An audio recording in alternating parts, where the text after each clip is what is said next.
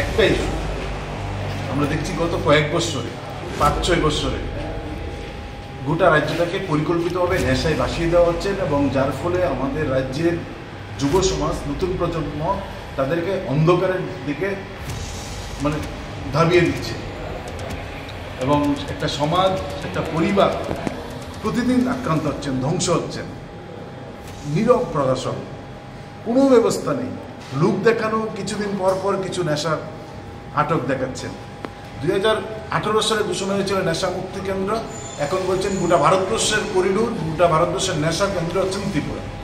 বলে এই প্রশ্নেই যেন রাজ্যটাকে, যুব প্রজন্মকে, নতুন প্রজন্মকে বাঁচানো যায়, প্রশাসনের কঠোর ব্যবস্থা এবং এনআরএইচএমের দিক থেকে ব্যাপক হারে প্রতিটা গ্রামে, প্রতিটা গলিতে জনসচেতনতামূলক কর্মসূচি গ্রহণ করে গণ আন্দোলন গড়ে তুলতে যেন তারা ভূমিকা গ্রহণ করে, আমরা এই দাবি জানাতে আসছি। কারণ সরকারের উদ্যোগে শত শত বিদেশি মদের লাইসেন্স দেওয়া হচ্ছে, আর প্রতিটা গলিতে রমরমিয়ে এলাকার মাতব্বররা নেশার ঠেক লাগিয়ে বসেছেন।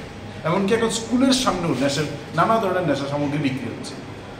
এই ক্ষেত্রে মানুষ কথা বলতে ভয় পাচ্ছেন, কারণ এলাকার যারা মাতব্বর তারা হচ্ছেন এই ঠেক পরিচালনা করছে। আমরা তার জন্য এই এনআরএইচএমের কাছে, ডাইরেক্টরের কাছে এসেছি যেন সেখানে ভূমিকা গ্রহণ করেন। 2 নম্বর হচ্ছেন নেশা বাড়ার সঙ্গে সঙ্গে আগে আমরা দেখতাম গ্রামে, পাড়ায়, গলিতে নার্সারি স্কুল, নাচের স্কুল খুলতো, এখন এলাকায় এলাকায় নেশা মুক্তি কেন্দ্র খুলছে। কারা খুলছেন, কি তাদের ছাড়পত্র, কি পরিষেবা ভিতরে দেওয়া হচ্ছেন, তার কোনো খোঁজখবর নেই। যারা আসছেন আক্রান্ত হয়ে তাদের কাছ থেকে বিশাল টাকা নিচ্ছেন, আর নেশা কেন্দ্রের ভিতরে প্রতিদিন চলছে অকথ্য নির্যাতন, মানসিক আক্রমণ।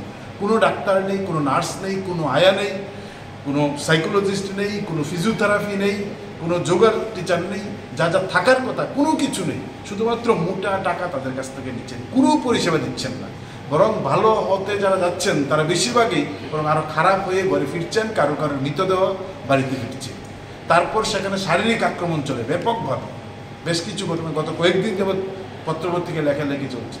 আমরা দাবি করছি সেখানে কারা কারা বৈধ, কি নিয়ম নীতিতে খুলছেন, সেখানে ইন্সপেকশন হচ্ছে কিনা, 4 জনের টিম তৈরি করা, না যে শারীরিক আক্রমণগুলো সংঘটিত হচ্ছেন, যে পরিষেবা দেওয়ার কথা তারা দিচ্ছেন না, এই সম্পর্কে ডিপার্টমেন্ট নীরব ঘুমিয়ে চলছেন। ফলে তার পেছনেও মনে হচ্ছেন আরও বড় ধরনের ঘোটালা সেখানে কাজ করছেন। তো এরকম করে নেশা মুক্তি কেন্দ্র কীভাবে খুলছেন, গলি গলি নেশা মুক্তি কেন্দ্র খুলছেন। ফলে নেশাও বাড়ছে, নেশা মুক্তি কেন্দ্র খুলছে, 2 দিক থেকেই বাণিজ্য লুট চলছে।